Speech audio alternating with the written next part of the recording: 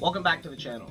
If you're not new here, you know that I make videos about a bunch of different things. It could be music, kendama, video games, whatever. I don't like to fit into like a certain category. I like to just make videos about things I'm passionate about. In fact, one of my most successful videos was a video ranking and going over my top 25 favorite Sonic levels, which was like 2+ hours long. But basically, I thought it would be cool to make a video going over the lifespan of Sonic Crossworlds. There'll probably be a part 2. Well, there'll most definitely be a part 2. There might be a part 3, depending on how everything plays out, and I'll get to that in a little while. But, yeah, no, I thought it would be really cool to go over the lifespan of Sonic Crossworlds, what it looked like when it came out to where it is now. Because something that's really cool about this game that Sega's actually doing, and I think it's the first time they've really done it, is they're using DLC in a way to kind of extend the lifeline of the game. And by that, they're like adding new tracks, new characters, these different events. Basically a way to make players want to start playing, like pick up the game, become players, and maybe entice people who have stopped playing to come back and, you know, start up again.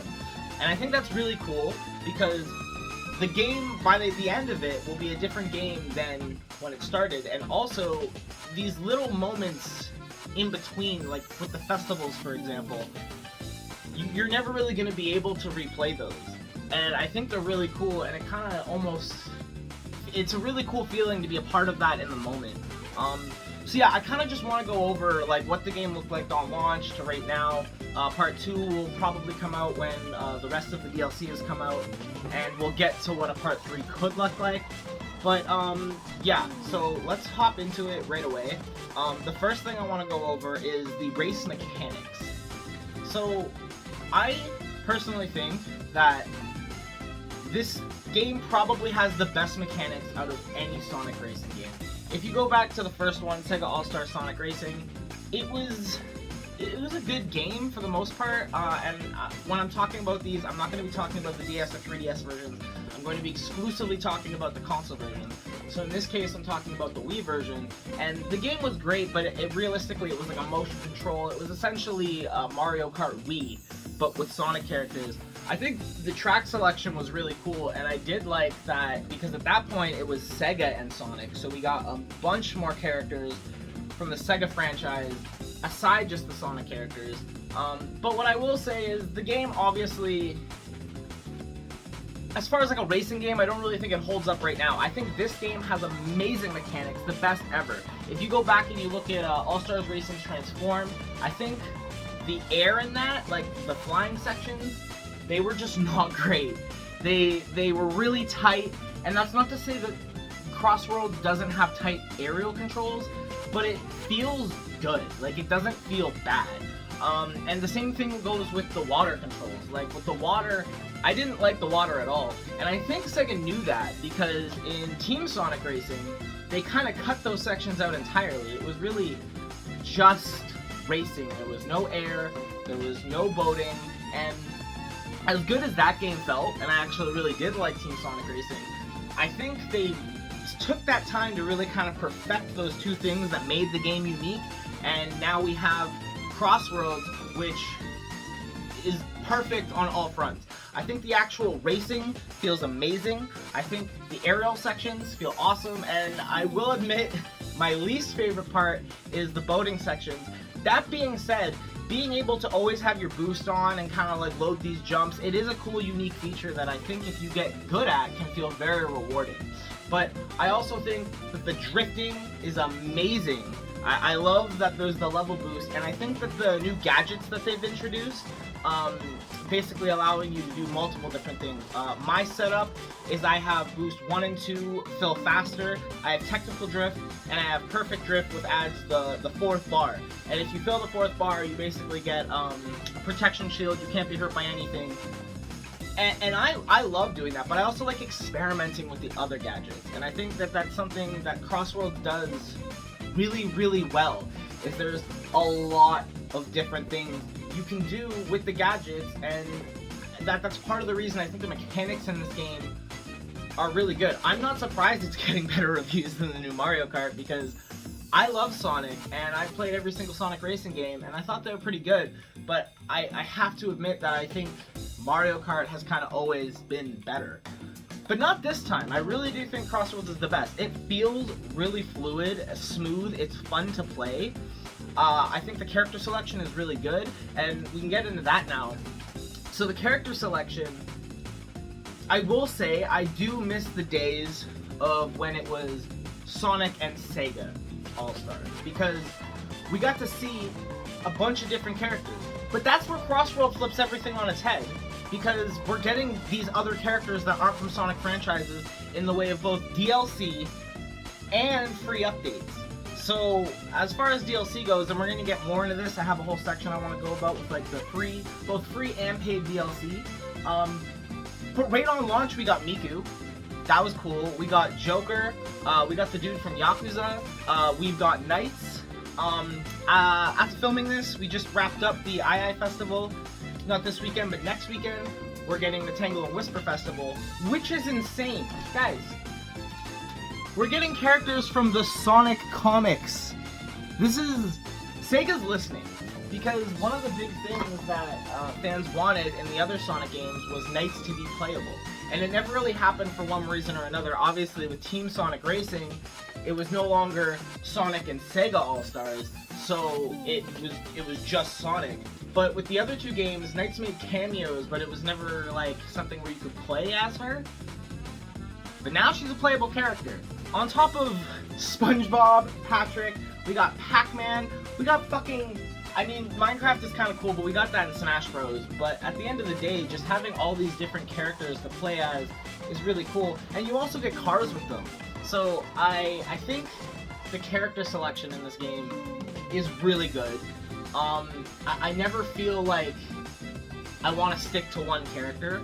Obviously I mean Sonic, but also I right now I'm playing a lot as Cream. I wanted to play as Shadow.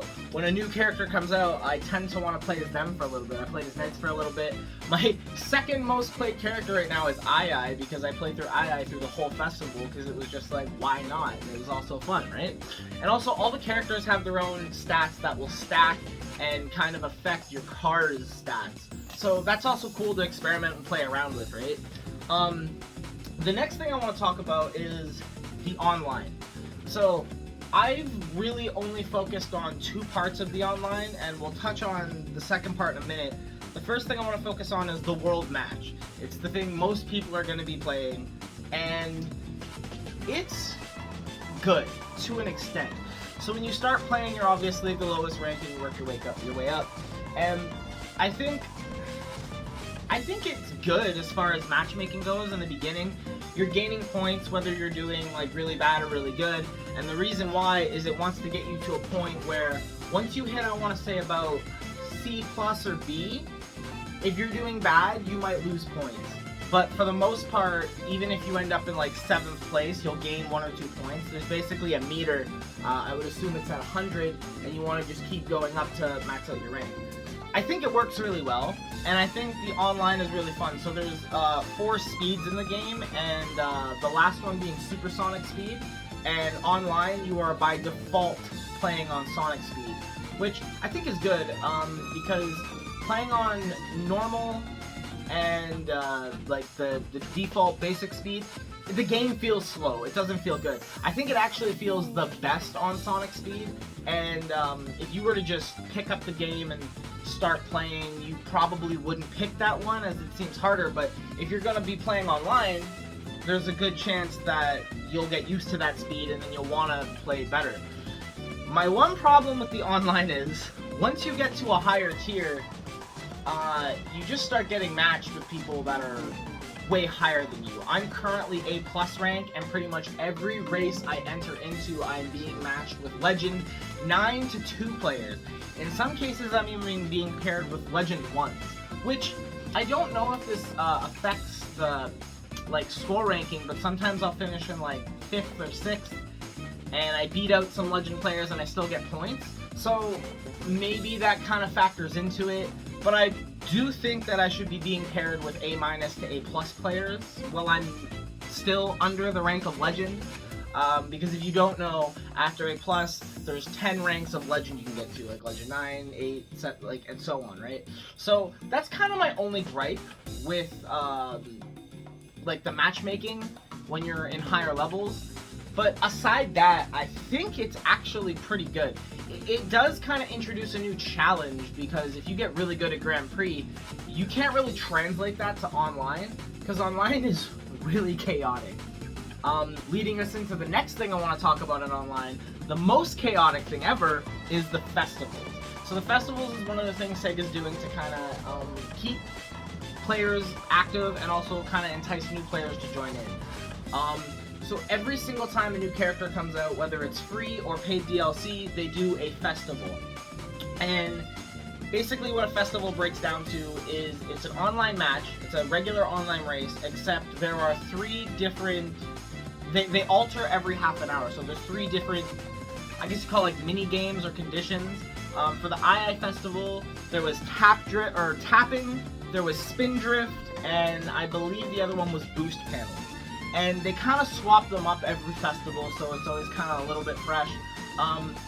Just going off the II Festival, basically there was spin drift, which is when you drift, your character does a little spin, and you hold that as long as you're drifting. So it was basically the team that has the most spins gets an extra 10 points on top of the score that you would already have. And it's teams of 4, so it's essentially your whole team is trying to spin drift the whole thing to get those extra 10 points, because realistically, even if you come in 3rd sometimes, you can still kind of come in 1st with those extra points. So it kind of makes it so you're not just racing to do as good as you can, you're also really just trying to do whatever the mini game or condition is, right? I was playing with some people who they're like, okay, I'm gonna front run, I'm not gonna try to get any points. As far as like spin drifting goes, I'm just gonna race, I'm gonna get 1st place, that's where my points are gonna come from. And then the rest of us are like, okay, we'll go crazy and spin as much as we can.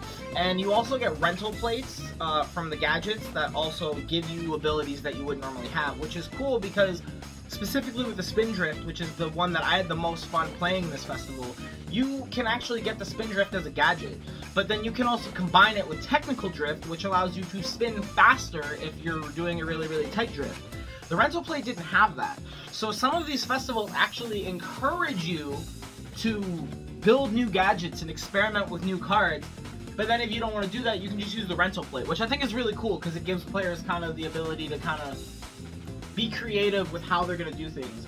The other 2 events were tapping, which is essentially the more times you tap your teammate. A tap boost is essentially if you tap your teammate while you're racing, you'll both get a boost. So it was how many times you can tap your teammate, and so the whole team's trying to tap each other, but that can also be hard when there's items flying everywhere, because that's one thing I will say, is the items in this game are pretty ruthless. And rings affect your top speed, but in every Sonic game, when you get hit, you lose rings. And between the Ghost and the Monster Truck, you will be losing a lot of fucking rings. But there's a gadget to counteract that either gives you an extra 30 rings to hold on to, or I think there's also one that gives you rings when you get hit. So there's ways to counteract it, but if you have that on, obviously you're not going to have room for another gadget that would maybe, you know, affect something like your drifting or your overall speed or something like that. So festivals can be crazy.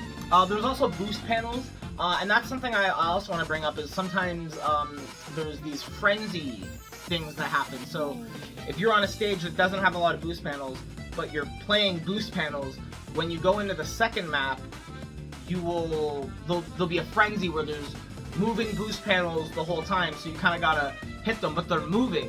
So it kind of adds a challenge, but also gives you a really good opportunity to hit a lot of boosts. And because I didn't mention this earlier, I feel like everybody knows it at this point, but I'll just say it to say it.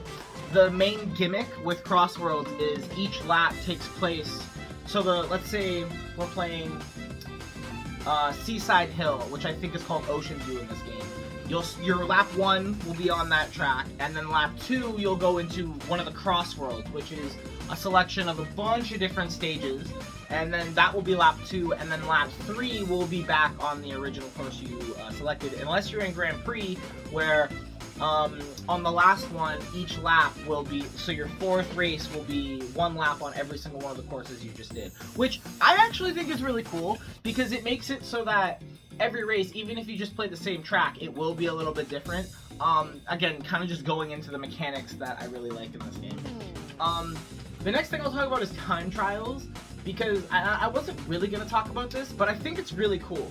So you can essentially play the racing levels the same way you would as a Sonic level, where you try to go through it as fast as you can, and then you get a ranking on it. And you can get anywhere, I think it starts at E, and you can get all the way up to S. Some of those S ranks are really hard to get, and I had a lot of fun running through them. I haven't actually finished them all because I've been playing them on stream. Catch me on Twitch. I play Sonic Racing and do other stuff.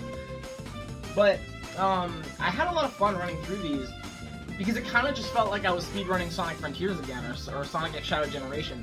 It's actually quite fun to go through the time trials. There's not a lot to say about them, but I do like the fact that they're there, and they're structured in the same way a time trial in any other Sonic game would be. So, yeah. And let's go into the free DLC in this game. There's a lot less free DLC than there is paid, but I think the free DLC, it's not lacking. The free DLC they've done is actually really cool. The first one we got was Miku. That was super cool. Like, having Hatsune Miku in a Sonic game kind of felt so different and weird and interesting. And I know I saw a lot of the memes, like we got Miku in a Sonic game before GTA 6, and just all these other different memes about it, but at the end of the day, I think she fits in pretty well with the world. She uses one of the extreme gear boards, which is kind of cool and interesting. It might force people to want to play in extreme gear. That being said, you can use any character with any car, and there's also a huge car customization, so I mean, you could realistically never use her board, but I do think it's cool nonetheless. We also got Joker, the dude from Yakuza. We got Knights, and we're about to get Tangle and Whisper. I'm trying to think if there's any more free DLC. I'm not sure, but basically what I'm saying is we're getting really good characters. It's not just like we're getting classic Sonic or like some random ass one-off. I'm sure like some characters might feel like that to some people. Like, I'm not a huge fan of Persona, so getting Joker was like the same way I felt when we got him in Smash. I was like, cool, I guess. Same with Yakuza, but it's also cool that they're there at the same time. But some people love those franchises, so to have those characters in the game is really fucking cool. And the same goes with Miku, Knights, and Tangle and Whisper.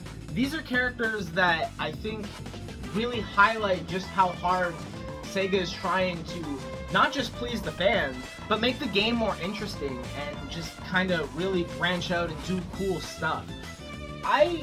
Aside Sonic Mania, I don't think we've gotten characters from the Sonic franchise as niche as Tangle and Whisper in a long time. Like in Mania, we got Ray and Mighty. And there was like a whole thing with them for a long time. They hadn't appeared since Sega Sonic and the arcade. But now, in Mania, boom, and now I feel like they're trying to do the same thing. I think the free DLCs are actually really good. I think they're high quality. I think they're great. And if you're not paying for any of the paid stuff, I think you're still, like, you're getting more than your money's worth, just getting the free stuff. You can get along just fine, because the other thing is, all these characters that get introduced also have cars or boards that go with them. So you're actually getting, like, a lot of decently free content, which I think is really cool. And like I said, it's not just some one-off random character that nobody cares about. Like I said, you might not care about Joker from Persona, but a lot of people do, and they think that's really cool, right? Moving on to paid DLC, and this is kind of where this section will be a little bit longer, because I want to go over the tracks. The paid DLC, you can get a Season's Pass, and you get it all when it comes out. But I think the paid DLC is a little bit more on the wacky side, and I don't know if that's because they had to pay for the rights to include some of these characters, and some of them feel so out of pocket that it almost doesn't work, but I still think it works. The first one we got was, it wasn't Minecraft, or maybe it was Minecraft. I know we've got Minecraft and we got SpongeBob. Oh yeah, so it was Minecraft, SpongeBob, and Patrick. As far as the Minecraft stuff goes, you get, I think you get Enderman, Steve, the girl, and a Creeper. The Minecraft car is literally just the mine wagon, and it's not that interesting to look at. It's kind of cool, but I think where the Minecraft DLC really shines is the track. So the Minecraft track is actually super cool. The first lap you play on it, you're basically going through what you would expect the basic Minecraft world. But the second lap, you're actually, they changed the track up so that they had a flying section, and there's kind of like Creeper explodes just as the map starts, and you end up going through this cave. I really like how they put a lot of attention to detail and effort into the track. I think stuff like that is kind of what makes this game really stand out, is each lap really being different, right? And they do that with a couple of the tracks already in the game, like for example White Space.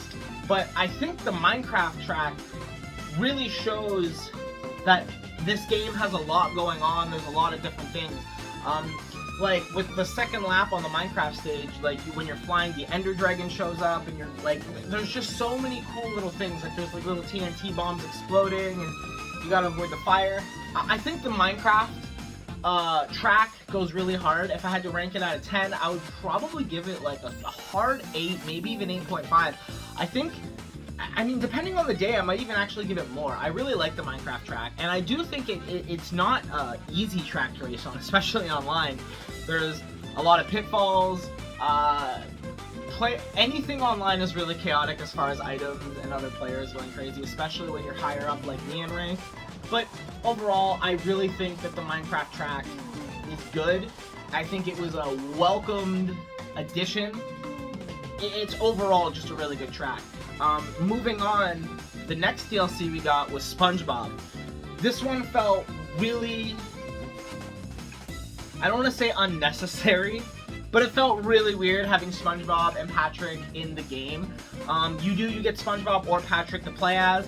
The car that we got was the Hamburger Mobile from the first SpongeBob movie. Maybe they've used that in other movies. I don't know. I'm too old. I have not been watching SpongeBob since grade 2 or 3, so I don't know if the paddy wagon has been in other entities of SpongeBob. I remember it from the first movie. But I will say, that car is actually silly, and I actually kind of like having it in the game, especially because you can customize the paint jobs of cars. So I think it's a cool addition at the end of the day. I like it. SpongeBob and Patrick, I've never really liked like the 3D versions, like the 3D renders. I've seen they've done that in a couple movies, and I don't know if they brought the show back like that or not, but I've never really liked the 3D renders, which is literally what they are in this game. They're ripped straight out of the new movie. I do believe that the collab was actually to promote the movie, the one Ice Spice did the song for, Big Guy. So I'm pretty sure that was the idea, to kind of promote both things. That being said, I like the paddy wagon and the characters. It's fine that they're there. I don't hate them or anything. It just feels very weird. The main thing is the track. The SpongeBob track it's not bad, but I don't think it's nearly as good as the Minecraft track. With the Minecraft track, we got a second lap for that track that was very different than the first. The SpongeBob is the same thing both times, the main difference being on the second lap. Well, okay, when I say second lap, I'm obviously talking about the third lap. If you're watching this video to maybe decide whether or not you want to get Crossworlds, like I said, like your first lap is the course, then you transfer to a different world for the second course, and then your third lap is back on the first course. So when I'm referring to second lap, of course, I mean the third lap. But the main difference is there's like meteors falling from the sky around the end. It kind of just felt like they made the track, and then they decided, oh, let's add this. Like at the very end, they decided to do that. It doesn't really feel like... It doesn't feel like they put like a crazy amount of work into it. I will admit, like it's pretty cool. Like if you know anything about SpongeBob, the track starts and you see SpongeBob, Squidward, Patrick's house, and you end up going through the Krusty Krab. You bounce on jellyfish. You go through this water part, and then you kind of end the track right there. It doesn't, I don't want to say it feels rushed, but it just feels like there wasn't that much love put into it. Now granted, I think with something, the difference between something like Minecraft and SpongeBob is Minecraft, you've got a lot to work with, a lot you can shove in, a lot of different things going on. With SpongeBob, you're essentially just trying to make a course that kind of incorporates things from the TV show or movie, right? So I think it is kind of harder to incorporate some of those things into a track with a lot of moving parts. That being said, I'll give credit where credit's due. I think the bouncing on the jellyfish is actually really cool, because you basically go into this hole, you come out, and then you bounce on the jellyfish. You can do tricks to boost into like a... You actually have an option to take a shortcut, or you can hit a drift and you can go across the water. I think, like, overall, the course is good. If I had to rate it on 1 to 10, I would say like a 6.5, maybe. I actually think it's fine that it's there, but I don't go, oh, I gotta pick Bikini Bottom. There's multiple tracks I like way more than this track. At the end of the day, to me, it is just a track, right? It's not that cool. It's alright. And then that takes us to the third DLC. The third DLC is interesting. And I have a personal vendetta against the track, because when I started playing, I was playing through Festival, which, like I mentioned before, Festival can get very chaotic. But we'll start with the characters first. So the third DLC that we got was for Pac-Man. I've always liked the 3D Pac-Man model. I grew up playing Pac-Man World and stuff like that, so I've always liked it. I also like original Pac-Man. I just like the aesthetic, everything. Pac-Man's cool. Like, who doesn't like Pac-Man? For the characters, you get Pac-Man and then every single one of the ghosts. Now, obviously, the ghosts are just reskinned colors of each other, but it is cool. I think it actually adds, like, a decent... realistically, it only adds 2 characters, but fuck it. It's cool to have them there. I think all the ghosts look really good. I think Pac-Man looks really good. I realistically, I think all the models for the characters look really good. The car, I will say, the car is the first one where I was kind of just like, okay, cool, it's here. I don't hate it, I don't love it. I'm very neutral. It's alright. I'm pretty sure it's a speed car, which is cool. I feel, how I feel about the car is the same way I feel about the track from SpongeBob. The difference being, I think you should put more work into the track, because it's what people are really gonna be playing, and you know what I mean? So, with the car, I don't care. Cool, it's there, whatever. However, the track, I love it and hate it. So, when I started playing the festival, or the Pac-Man Festival, I noticed that the track has a section, so I'll break down the track. So essentially, you're basically going through the Pac-Man World Village, where you're going through, you do like a big drift, you're in this almost maze, to speak, where the ghosts are going through. It's fine, it's cool. There's like a lot of, it's very drift heavy, and I think if you are somebody who likes drifting or whatever, you're really gonna like it. But then you hit this portion where you do a jump and you go into the arcade version of Pac-Man, which looks amazing. There's ghosts and you're following Pac-Man and you're collecting dots instead of rings, and I really like it. And the one thing that I think is actually kind of cool about it is every time you play the track, Pac-Man will take a different course.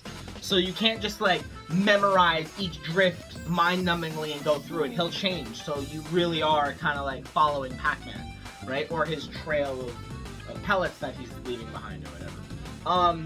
That looks cool. It's awesome. It is a full drift. You have to be drifting non-stop. It's very unforgiving. But it's cool. It's very high skill. It's high level. It's awesome. I actually love it. However, when I was playing in Festival, and one of the big things was most item hits, and you were getting an increased chance of offensive items. And everybody's just spitting out fucking red boxing gloves and ghosts and monster trucks and drills and fucking green gloves. It was a shit show. It was a fucking shit show. Just getting through the drift part was hard enough, but maintaining any amount of speed or any rings was just an absolute shit show. And I was playing so much for the Pac-Man Festival to try to hit top 1000, and I was getting so fucking frustrated. that I have.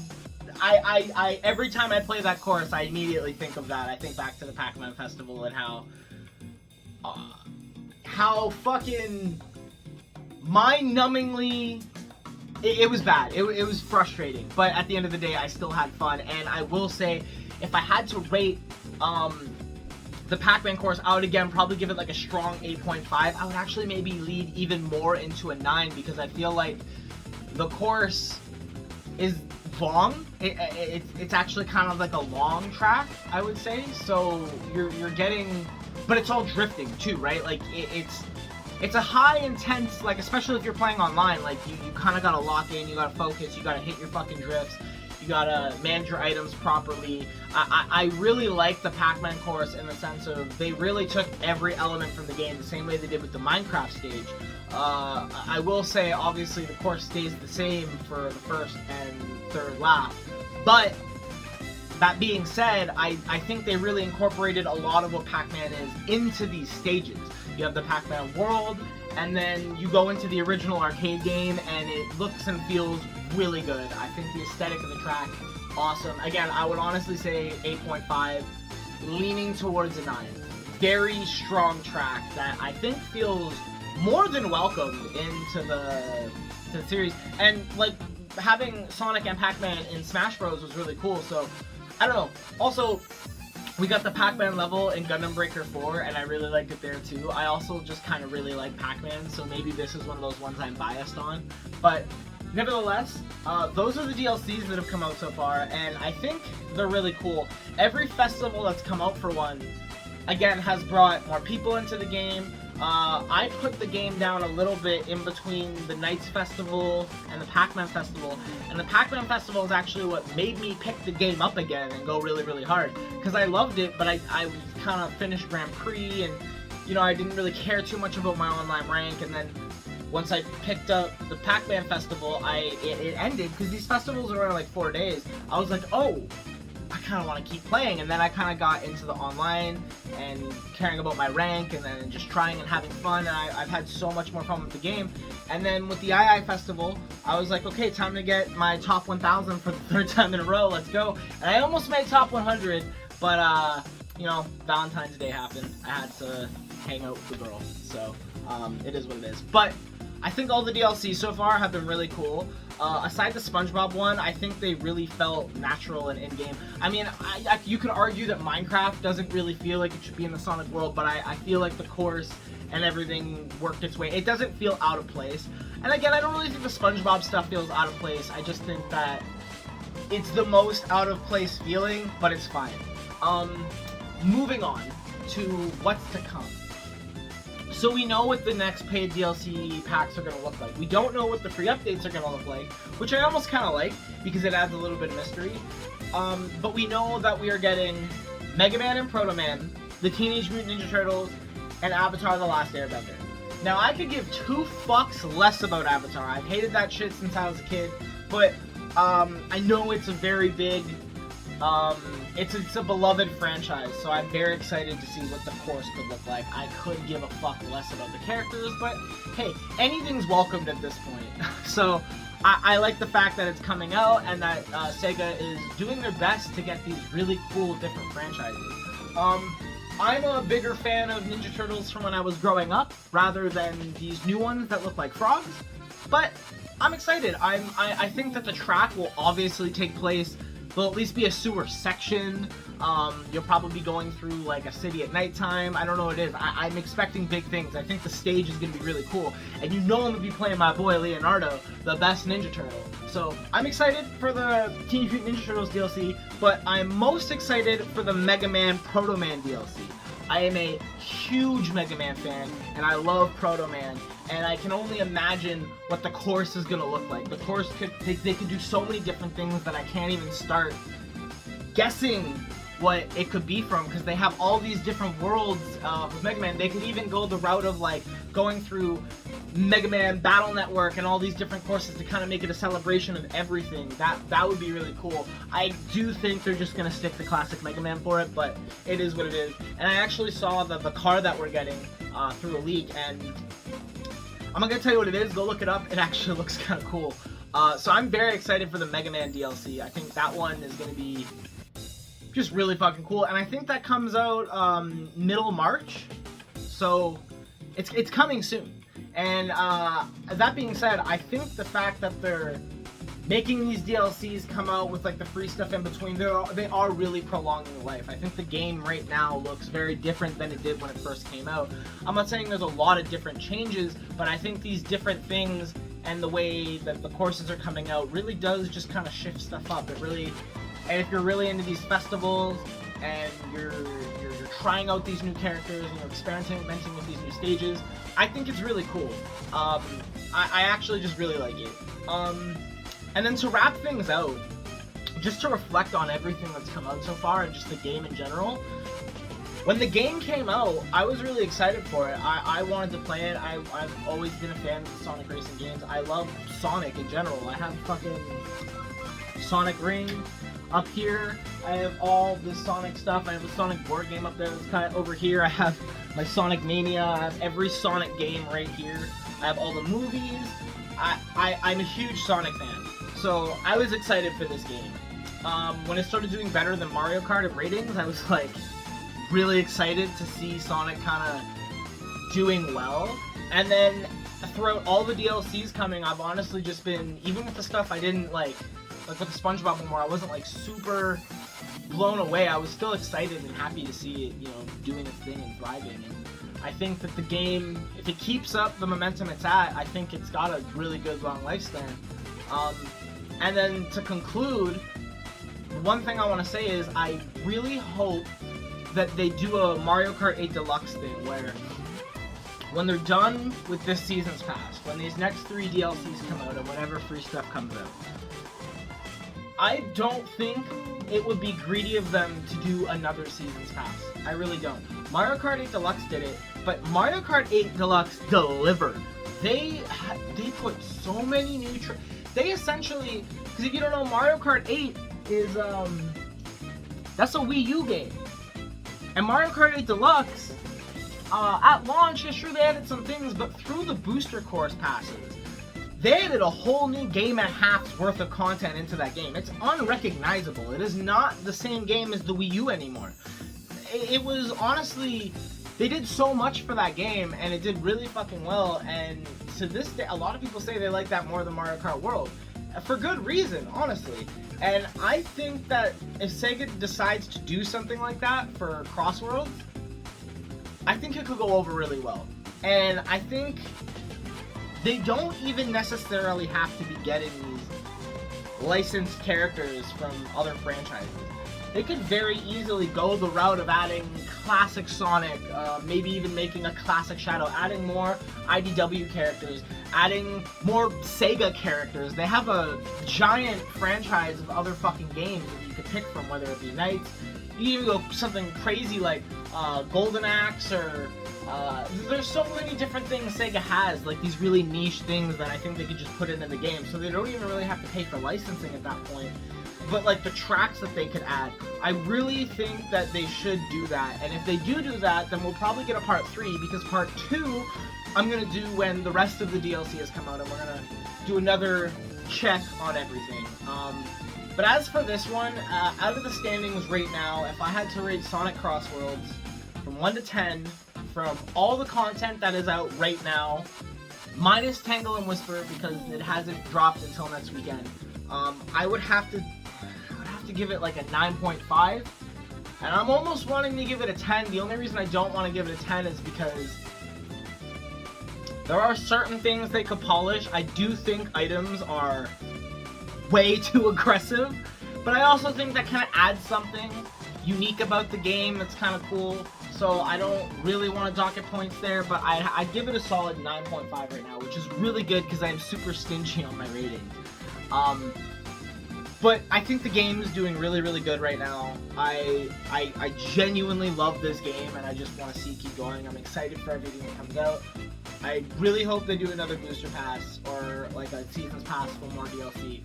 But either way, I'm excited for what's to come. I'm excited to keep playing the game and be a part of everything. So thanks for watching. I'll see you guys whenever the rest of the DLC drops, and we'll go over it then. Peace.